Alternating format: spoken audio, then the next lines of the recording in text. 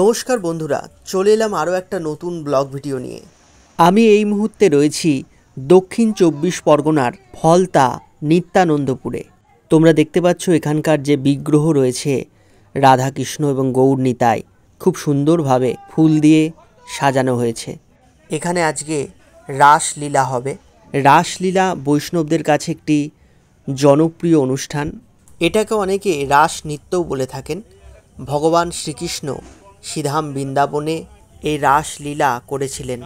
আজ তোমাদের সঙ্গে এই জনপ্রিয় রাসলীলা শেয়ার করব। ভালো লাগলে অবশ্যই লাইক, কমেন্ট আর শেয়ার করো। আর চ্যানেলে নতুন হয়ে থাকলে চ্যানেলটি সাবস্ক্রাইব করে পাশে থেকো নতুন নতুন ব্লগ দেখার জন্য।